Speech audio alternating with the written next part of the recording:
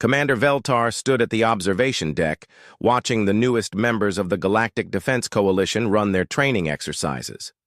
The humans moved through their drills with typical precision, but nothing about them impressed him.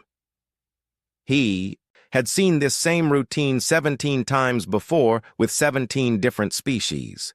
The humans were average in almost every way.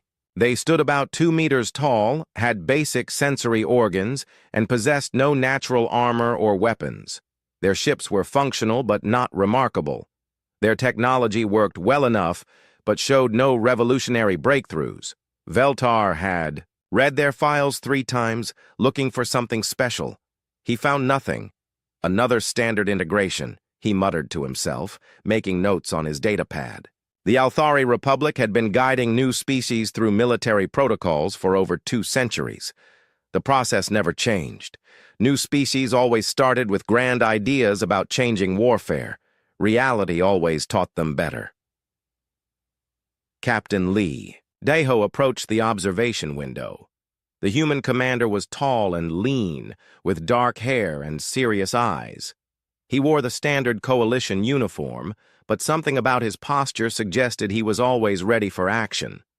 "Commander Veltar," Lee said with a slight bow. "Thank you for overseeing our training. My crew appreciates the guidance." Veltar nodded politely. The humans were respectful enough, which made the integration process easier. Some species arrived with attitudes that took months to correct. "Your crew performs adequately, Captain. However, I noticed some concerning deviations from standard protocols." Lee raised an eyebrow. "Deviations?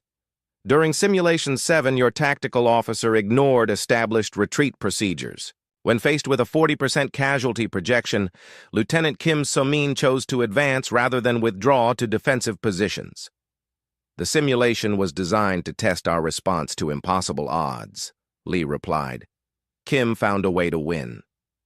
"B. Simulation was designed to test your acceptance of calculated losses," Veltar corrected.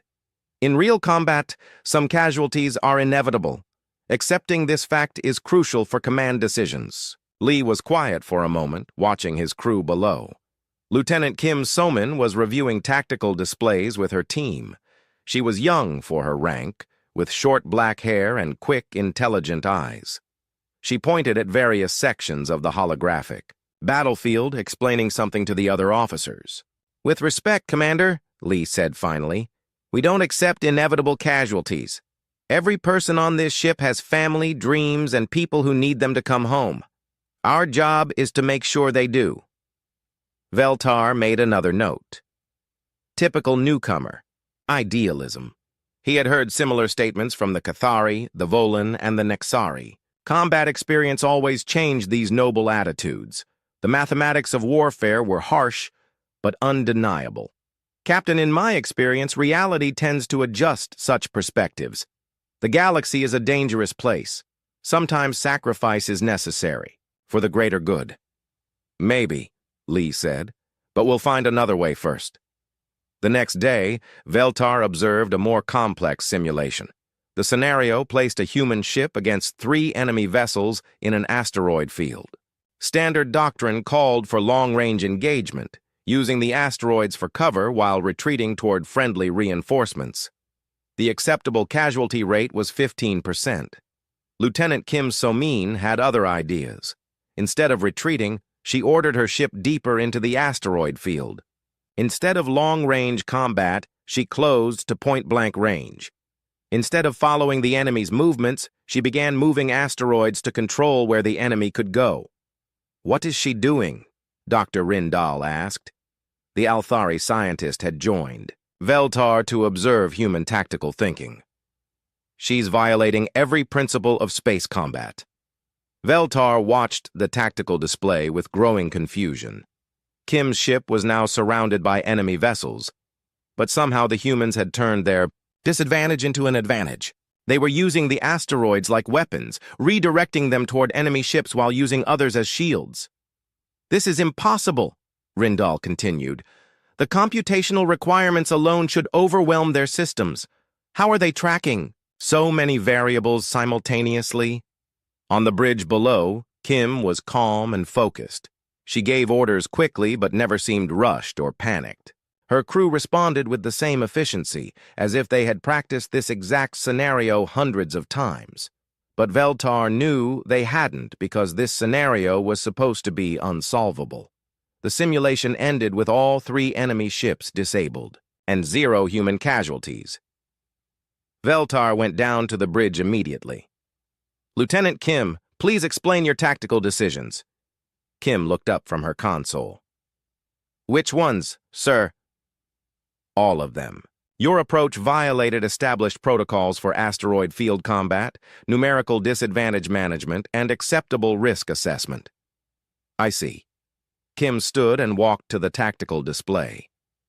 "The established protocols assume that the asteroid field is an obstacle to work around. I saw it as a resource to use. The protocols assume that being outnumbered means accepting higher casualties. I saw it as an opportunity to force the enemy into positions where numbers don't matter. But the computational complexity was manageable," Kim interrupted gently. "My team and I have been working on distributed processing techniques. Instead of one person trying to track everything, we each handle specific elements and share information constantly." Veltar looked around the bridge. The human crew was working with remarkable coordination. They seemed to anticipate each other's needs and actions. It was unlike anything he had seen in coalition forces. "Lieutenant, what you accomplished was impressive, but simulations are not real combat. In actual battle, emotions run high, equipment fails, and perfect coordination becomes impossible." Kim nodded. "You're probably right, sir. That's why we never plan for perfect coordination. We plan for everything to go wrong." "Explain." "Every strategy we develop has backup plans. Every backup plan has alternatives. When those fail, we improvise. When improvisation isn't enough, we change the rules of the engagement entirely." Veltar felt a slight chill. "Change the rules." "War isn't a game with fixed rules, Commander. It's a problem that needs solving. If the current rules make the problem unsolvable, we find new rules." That evening, Veltar reviewed the human training records in his quarters. The data showed consistent patterns that troubled him. The humans didn't just think outside standard doctrine, they seemed incapable of thinking within it. Every exercise showed the same approach. Identify the problem, reject conventional solutions, create new possibilities. Dr. Rindal joined him for dinner, equally puzzled by the day's observations. "I've been studying their psychological profiles," she said. "Their brains show unusual activity in areas associated with pattern recognition and adaptive thinking. It's as if they're constantly looking for connections that other species miss." "Or creating connections that don't exist," Veltar replied. "This kind of thinking is dangerous in military situations. Combat requires discipline, not creativity." "Perhaps. But you can't deny their results." Veltar couldn't argue with that. In 3 weeks of training, the humans had solved every scenario presented to them, usually in ways that the scenario designers had never considered. Their solutions worked, but they also showed a disturbing willingness to ignore proven methods. The next morning brought news that would test everyone's theories about human capabilities. Admiral Kexthun called an emergency briefing for all senior staff. "The Cathara swarm has launched surprise attacks on 3 border systems," the Admiral announced. "Their forces are moving faster than our intelligence predicted. We need to reorganize our defensive positions immediately." Veltar studied the tactical displays showing Cathara movements. The enemy was using their standard overwhelming force approach, exactly as coalition intelligence had predicted they would. The proper response was clear: strategic withdrawal, defensive consolidation, and counterattack once superior numbers could be assembled. Captain Lee raised his hand. "Admiral, request permission to take my ship to the Kepler 442 system." The briefing room fell silent. Kepler 442 was directly in the path of the main Cathara force. It would be completely overrun within hours. "Captain Lee," Admiral Kexthun said, "carefully. Kepler 442 is lost. We're evacuating all personnel and falling back to the Tau Ceti defense line. Sir, there are over 50,000 civilians on the mining stations in that system. The evacuation ships won't reach them in time. Mathematics are clear, Captain. We cannot sacrifice military assets to save civilians who are already doomed. Lee stood up slowly. With respect, Admiral, my crew and I don't accept that those civilians are doomed. Give us 12 hours. Veltar felt his heart skip a beat. The humans wanted to engage the main Cathara force with a single ship. It was suicide. The enemy would outnumber them 8-1, and the Cathara had never been defeated in direct combat. Captain, Veltar said, this is exactly the kind of thinking I warned you about. You cannot change the mathematical realities of warfare. Lee turned to face him. Commander, we're not trying to change mathematics. We're trying to change the equation. Admiral Kexthun considered for a long moment. Very well, Captain. You have 12 hours. But understand that this is a rescue mission only. Do not engage the enemy unless absolutely necessary. Veltar stood on the bridge of Captain Lee's ship as they approached the Kepler 442 system. The tactical display showed exactly what Coalition intelligence had predicted. 8 Kithara battleships surrounded the mining stations, with dozens of smaller attack craft moving in formation around them. The enemy force could destroy Lee's single ship in minutes. Captain, Veltar said quietly, this is madness. We should call for immediate withdrawal. Lee studied the enemy positions calmly. Lieutenant Kim, what do you see? Kim looked up from her tactical station. I see opportunity, sir. The Cathara are following their standard siege pattern. They've positioned themselves exactly where their doctrine says they should be. Which means we know exactly where they are and exactly what they're planning to do next. Veltar stared at the display. The Cathara controlled every strategic position in the system. They had overwhelming firepower and perfect formation. Lieutenant, I see enemy superiority in every category that matters for space combat. Different perspectives, sir, Kim replied with a slight smile. You see enemy strengths. I see enemy predictability. The communication system activated. Captain Lee opened a channel to his Marine units. Sergeant Park, are your teams ready? Sergeant Park Jinwoo appeared on the screen. He was a compact man with steady eyes and the bearing of someone who had seen combat before. Ready, sir. My teams know the mission. Good. Remember, we're not here to fight the Cathara. We're here to rescue civilians. Understood, Captain. But if the Cathara want to fight anyway? Lee's expression became serious. Then we remind them why that's a bad idea.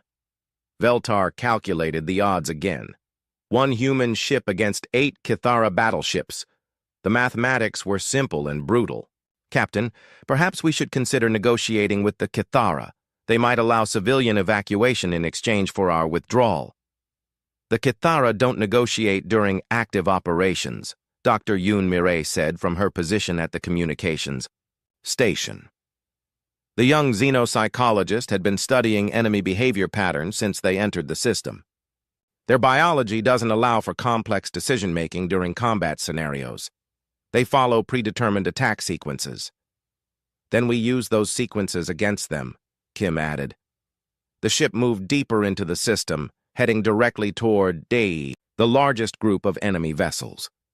Veltar watched the enemy ships begin to respond exactly as their doctrine required. They moved to intercept, forming the classic Kithara battle formation that had crushed dozens of coalition forces. All hands, prepare for combat, Lee announced over the ship's communication system. What happened next challenged everything Veltar thought he knew about space warfare. Instead of engaging the main enemy force, Kim directed the ship toward the mining asteroids where the civilians were trapped. But she didn't take the direct route that military doctrine would require. Instead, she flew through the Cathara formation, using the enemy ships themselves as cover. This is insane, Veltar muttered. We're flying directly through their firing solution. No, sir. Kim replied calmly. "We're flying through their blind spots." Kythera ships have excellent forward weapons but limited side coverage. As long as we stay in the gaps between their fields of fire, they can't hit us without hitting each other. The human ship danced between the massive Kythera battleships, moving so close that Veltar could see details on the enemy hulls. The Kythera tried to adjust their positions to get clear shots, but every movement they made created new opportunities for the humans to exploit. "They're trying to surround us," the sensor operator reported. "Let them," Kim said. "Sergeant Park, are you ready?" "Standing by," Park's voice came through the communication system. Kim guided the ship to the first mining station. Instead of docking normally, she brought the ship alongside at an angle that should have made rescue operations impossible. Veltar watched in confusion as the humans began their evacuation. Sergeant Park's Marines weren't using standard rescue procedures. They had modified their equipment to work in ways that violated safety protocols but cut evacuation time by 70%. Private Choi Sunho, a young Marine with quick hands and innovative thinking, had rigged temporary transport tubes that could move civilians directly between the station and the ship without requiring atmospheric cycling. "How did you prepare for this?" Veltar asked. "This equipment modification would have taken weeks to develop." "We didn't prepare for this specific situation," Park replied over the communication link. "We prepared to solve problems we hadn't seen yet." The Kythera were becoming more aggressive, moving their ships to cut off escape routes. Their formation was still perfect by their standards, but the humans seemed to find weaknesses that shouldn't exist. "Second wave incoming," the sensor operator announced. 12 attack craft, moving to intercept." Kim studied the new threat on her tactical display. The Kythera attack craft were fast and deadly, designed to overwhelm single targets through coordinated assault. Coalition doctrine called for immediate withdrawal when faced with such odds. "Dr. Yoon, what's the psychological profile on Kythera pilots?" Kim asked. "Highly aggressive, trained for pack tactics, but individual decision-making is limited," Dr. Yoon replied quickly. "They respond to threats according to predetermined patterns." "Good. Then we give them a threat they can't ignore," Kim ordered. The ship to accelerate directly toward the main Kythera battleship. Every military instinct Veltar possessed screamed that this was suicide. The battleship's weapons could destroy them instantly, but the humans weren't planning to fight the battleship. As they approached, Kim suddenly changed course, using the battleship's massive bulk to block the attack craft from following. The Kythera pilots, trained to maintain formation, couldn't adapt quickly enough to the humans' unpredictable movement. "Evacuation of Station 1 complete," Park reported. "Moving to Station 2. The pattern repeated at each mining station. The humans would approach from an impossible angle, evacuate civilians with unprecedented speed, and escape through gaps in the enemy formation that appeared and disappeared faster than the Kythera could respond. But Veltar noticed something troubling. "Captain, the Kythera are learning. They're starting to anticipate your tactics." Lee nodded. "Kim, how much time do we need for the remaining stations?" 23 minutes, sir. "And how long before the Kythera adapt completely to our current approach?" Kim checked her calculations. 15 minutes, approximately. Then we change approaches. What the humans did next violated every principle of military engagement Veltar had ever learned. Instead of continuing their evasive tactics, they began attacking the Kythera directly. But it wasn't the kind of attack that any military academy would teach. Private Choi had somehow modified their weapons to target specific systems on the Kythera ships. Instead of trying to destroy the enemy vessels, the humans disabled their communication arrays. "You're cutting off their coordination," Veltar realized. "Exactly," Kim said. "Kythera tactics depend on perfect formation and communication. Take away their ability to coordinate, and they become 8 individual ships instead of one unified force." The effect was immediate and dramatic. The Kythera formation began to break apart as individual ships lost contact with their commanders. Without coordination, Their tactical advantage disappeared. Sergeant Park's teams accelerated their rescue operations. The Marines moved through the mining stations with efficiency that bordered on the miraculous. They seemed to anticipate problems before they occurred and solve them with equipment that shouldn't work but somehow did. "Final station," Park reported. "But we have a problem. The structure is damaged. Standard evacuation procedures won't work." "Define the problem," Lee said. "The docking ports are destroyed and the emergency systems are offline. We'd need to cut through the hull, but that would take an hour." "Unacceptable," Lee replied. "Find another way." Veltar watched as Private Choi studied the damaged station through the viewports. The young Marine was quiet for several minutes, then suddenly began moving with purpose. "Sir, I think I can rig an emergency airlock using mining equipment from the station. It's not standard procedure, but it should work." "Do it." What Choi accomplished in the next 12 minutes should have been impossible. Using mining lasers, atmospheric processors, and emergency seals, he created a functional airlock system from spare parts. It violated dozens of safety regulations, but it worked. The last group of civilians was transferred to the human ship just as the Cathara forces regained communication and began coordinating their response. But by then, it was too late. "All civilians accounted for," Park reported. "Ready for departure." "Take us out, Kim," Lee ordered.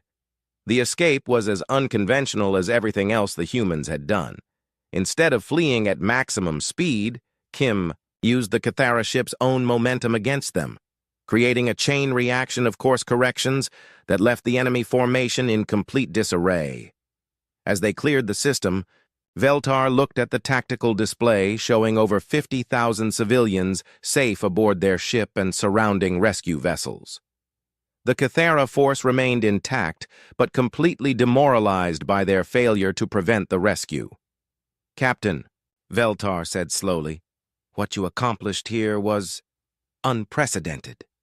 Lee checked on his crew's status reports. "We did what was necessary, Commander."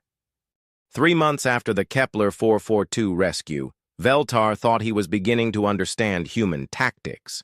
Then the Cathara returned with a fleet 10 times larger than before.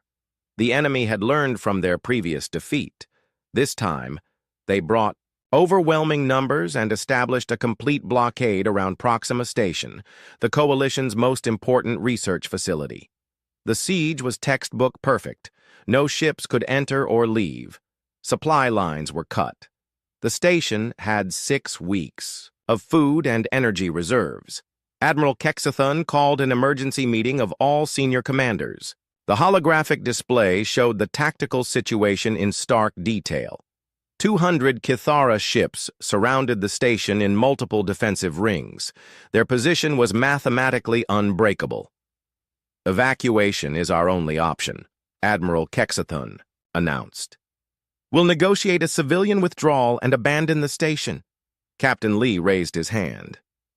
"Sir, request permission to take my ship to Proxima." The room fell silent. Every officer present understood that approaching the siege would mean certain destruction.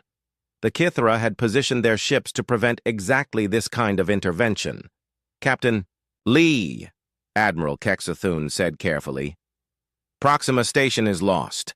The enemy has perfect positioning and overwhelming force superiority. Any ship approaching the siege will be destroyed immediately.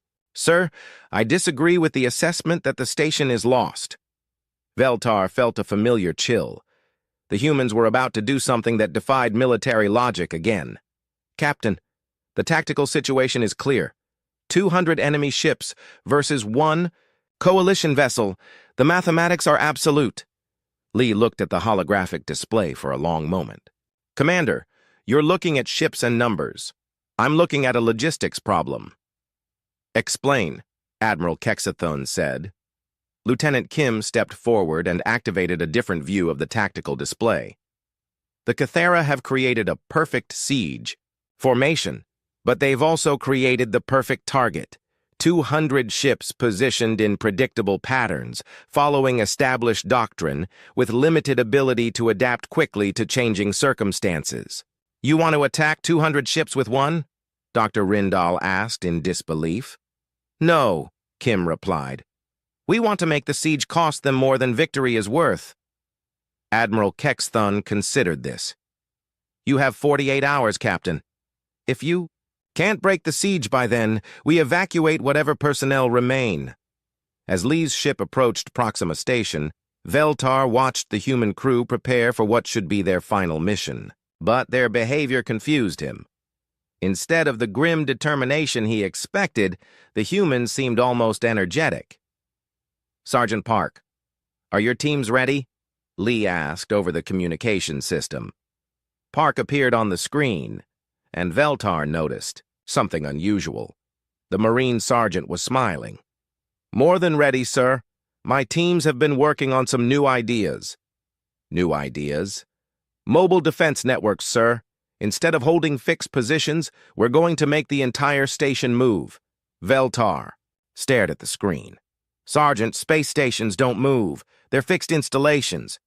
This one is about to become mobile, Commander, Private Choi said, appearing beside Park.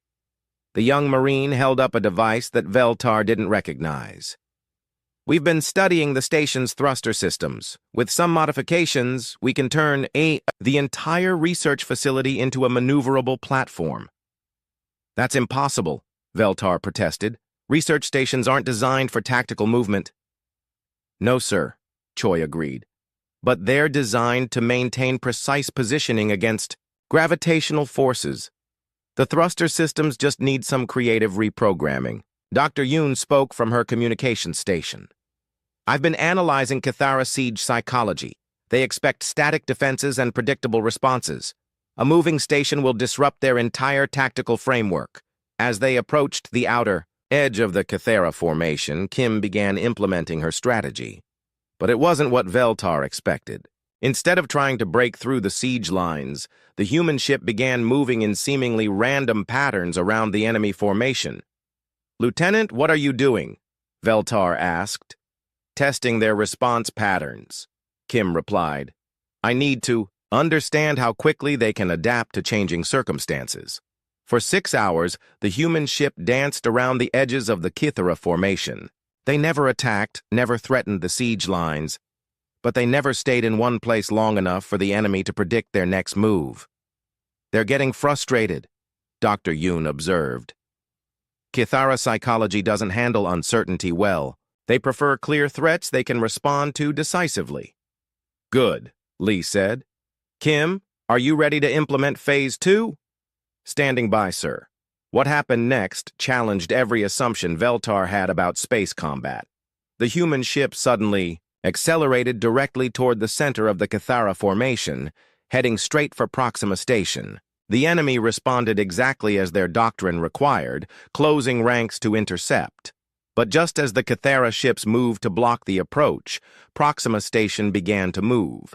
The massive research facility, which had been stationary for over 50 years, suddenly activated thrusters that shouldn't exist and began maneuvering like a warship. The Cathara formation, designed to contain a fixed target, found themselves surrounding empty space. How is this possible? Veltar asked. Choi's modifications work better than we hoped, Park reported from the station. We can maintain station keeping and defensive positioning simultaneously, but the humans weren't finished. As the Cathara struggled to adapt to the moving station, Lieutenant Kim began the most audacious part of her plan.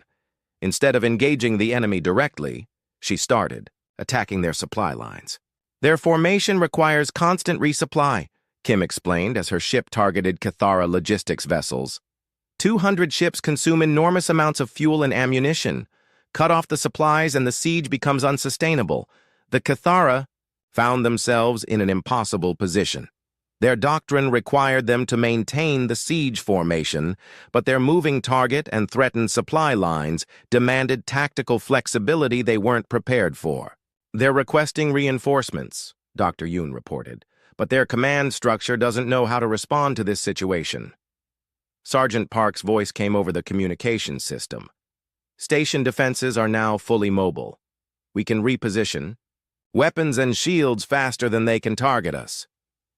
Veltar watched as Private Choi coordinated defensive systems that moved continuously around the station's hull. Weapons that were targeted by enemy ships simply weren't there when the attacks arrived.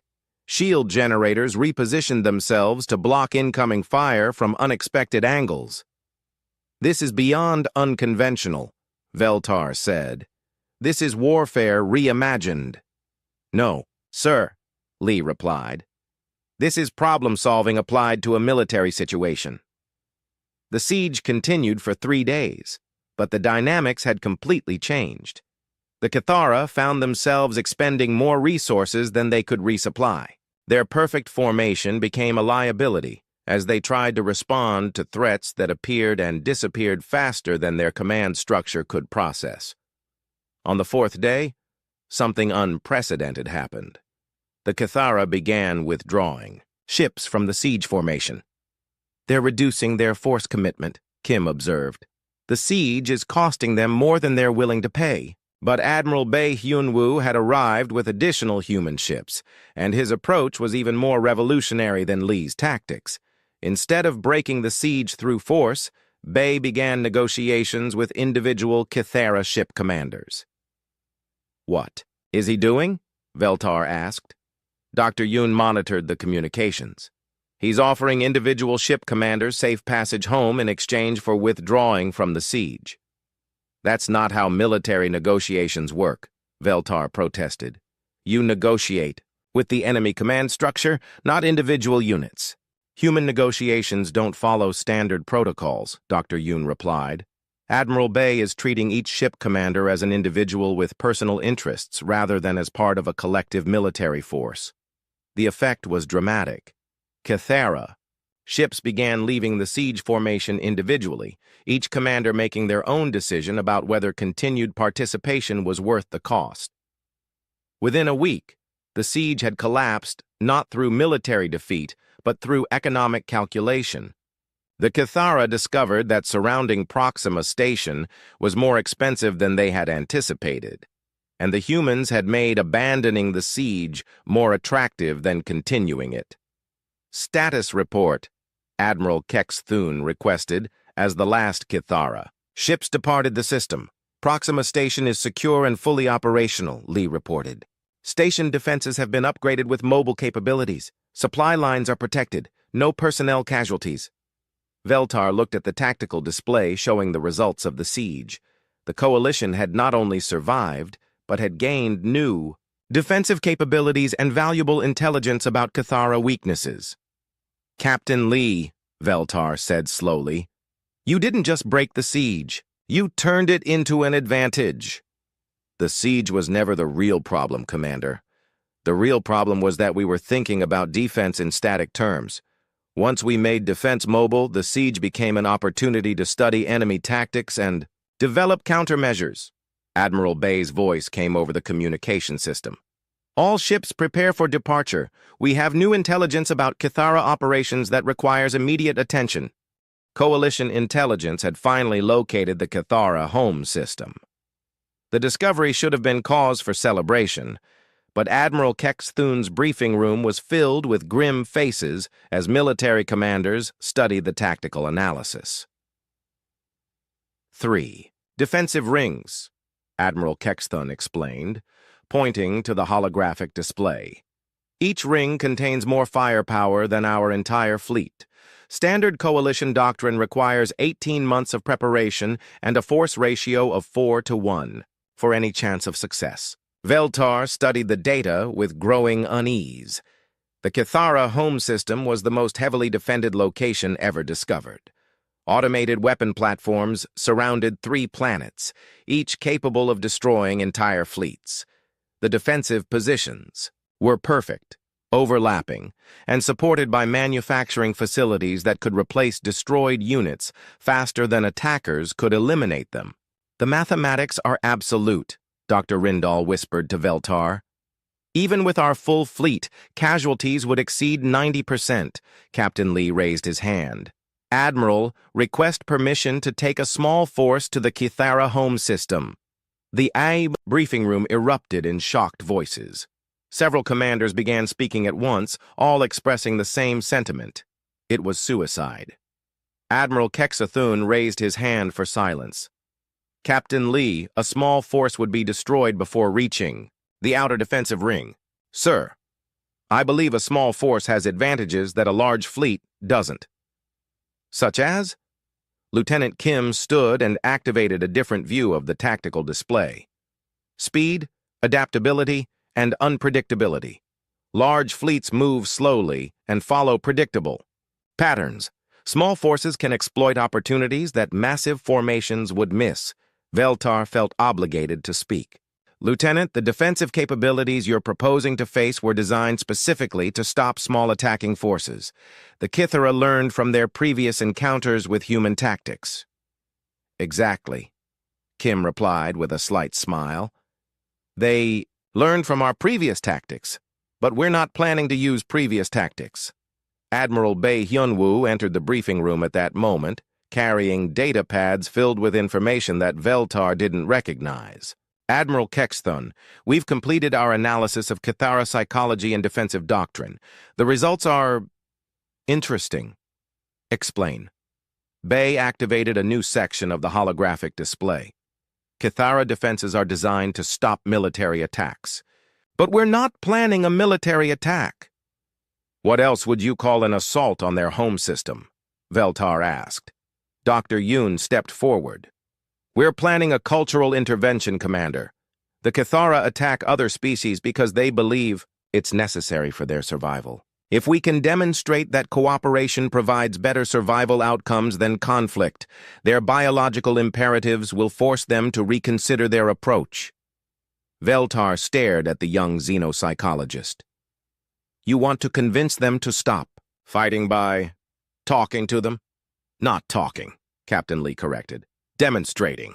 Actions speak louder than words, especially to a species that communicates primarily through behavioral patterns. Admiral Kexthun considered this proposal for several minutes. Very well. You have one ship and a crew of volunteers. But understand that this mission has no backup plan. If you fail, the coalition loses its best tactical officers and our chance to resolve this conflict peacefully. Understood, sir, Lee replied. We won't fail.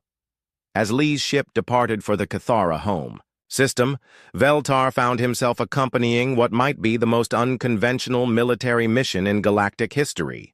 The crew's behavior continued to puzzle him. Instead of preparing for combat, they seemed to be preparing for a diplomatic mission. Sergeant Park, what are your Marines carrying? Veltar asked, as he observed the human soldiers preparing their equipment. Park looked up from a device that definitely wasn't a weapon.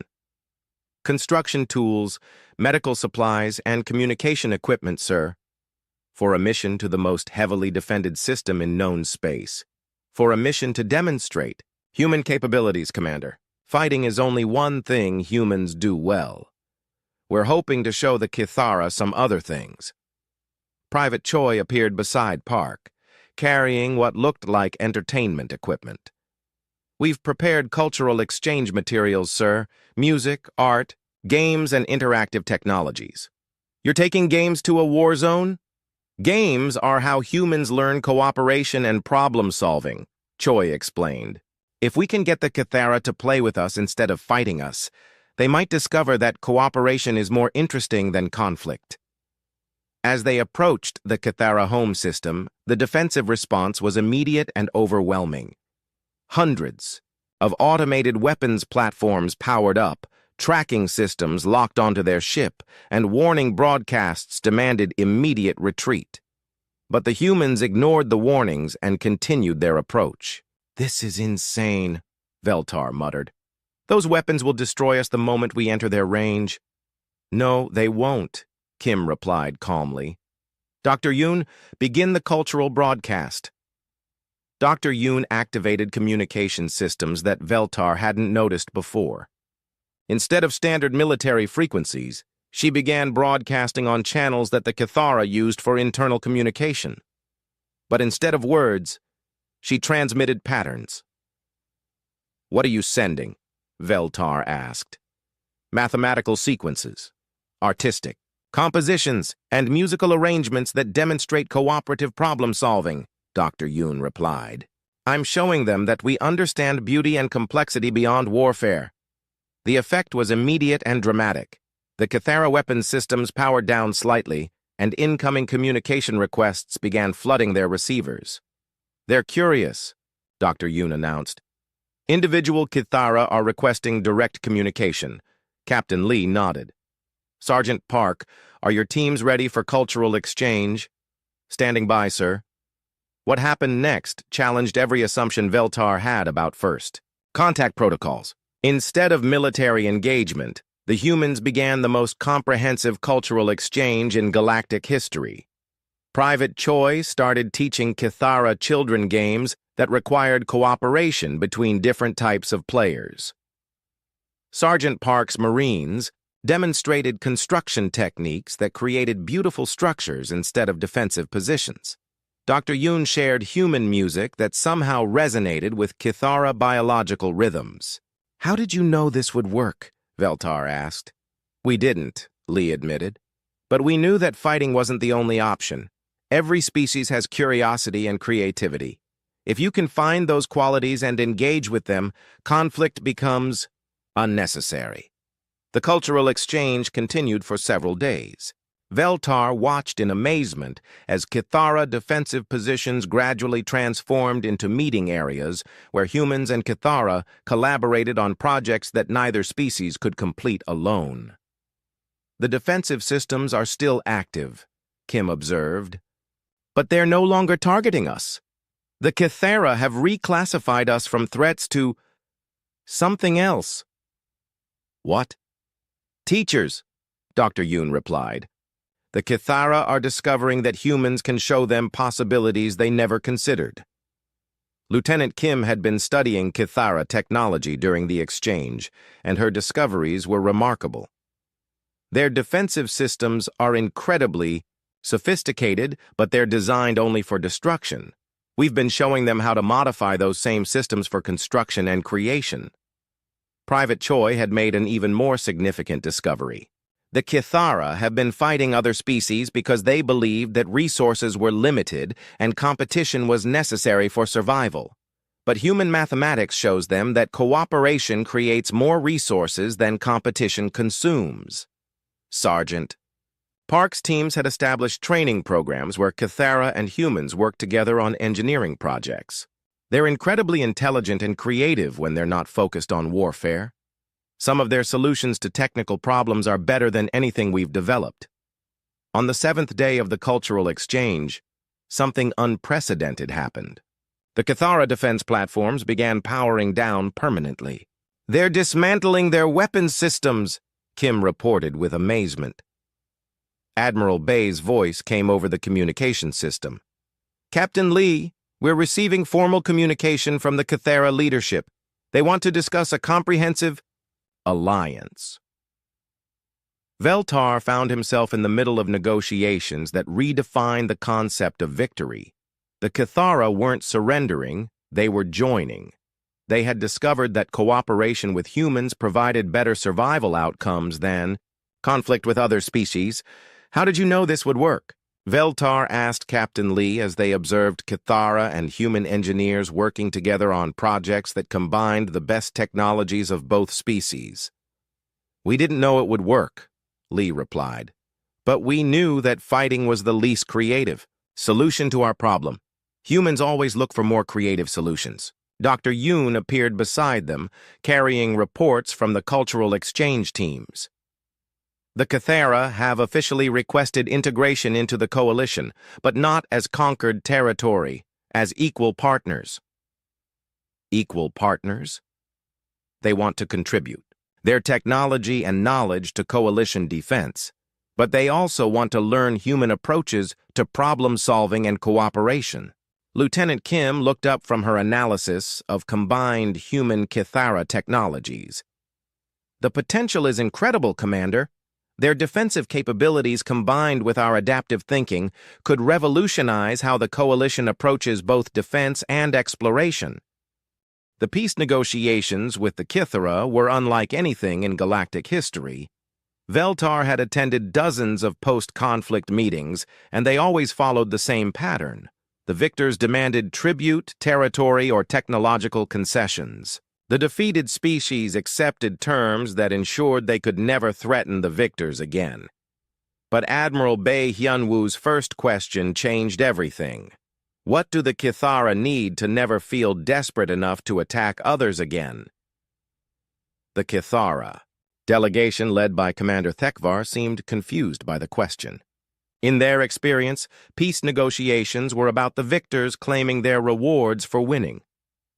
You defeated our defenses and forced us to abandon our military doctrine, Thekvar said carefully.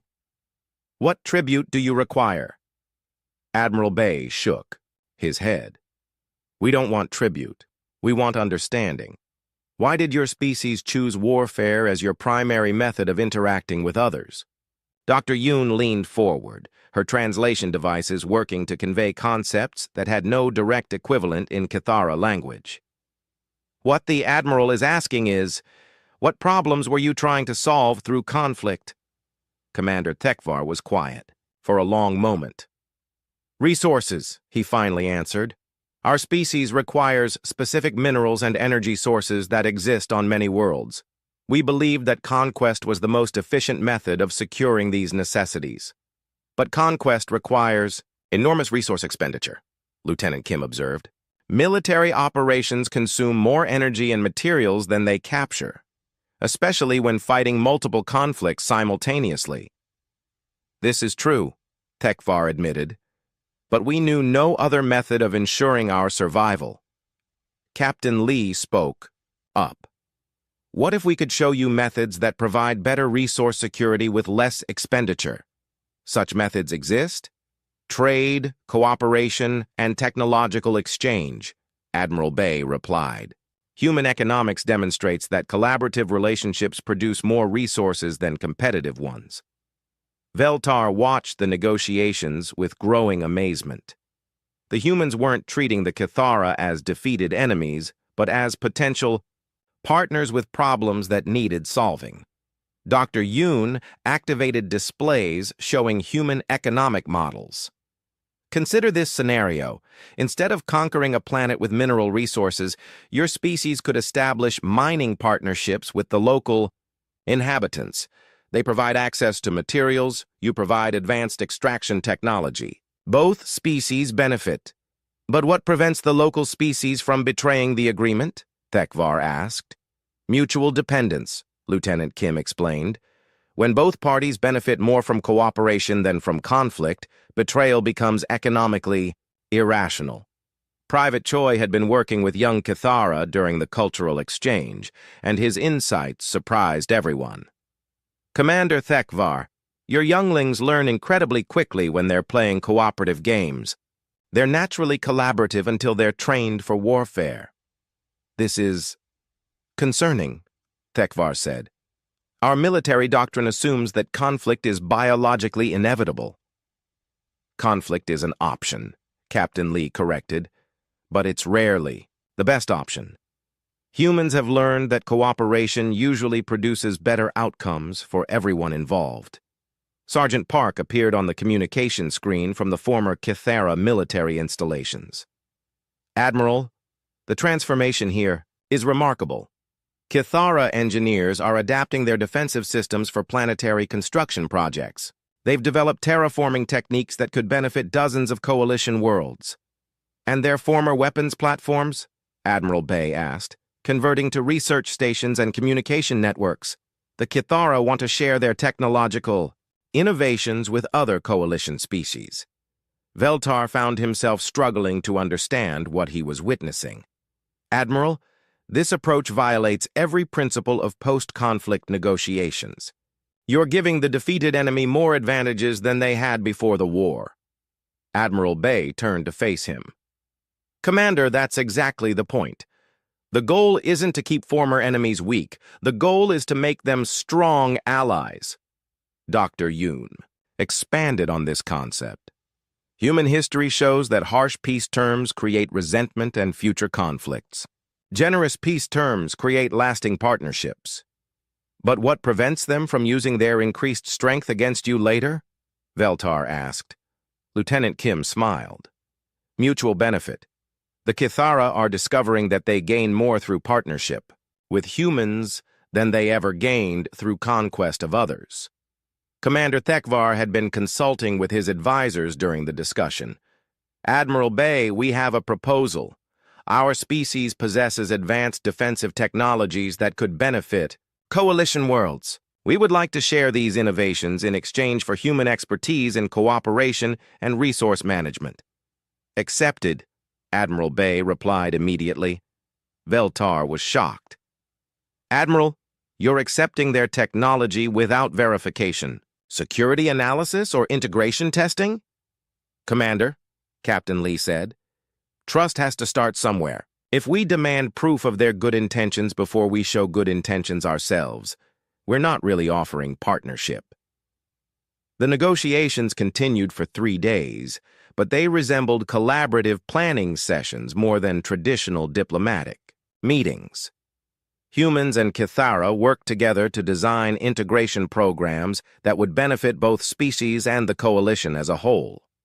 Private Choi had established educational exchanges where young Kithara would learn human cooperation techniques, while young humans learned Kithara engineering methods. Sergeant Park's teams were developing joint military training programs that emphasized defensive cooperation rather than offensive conquest.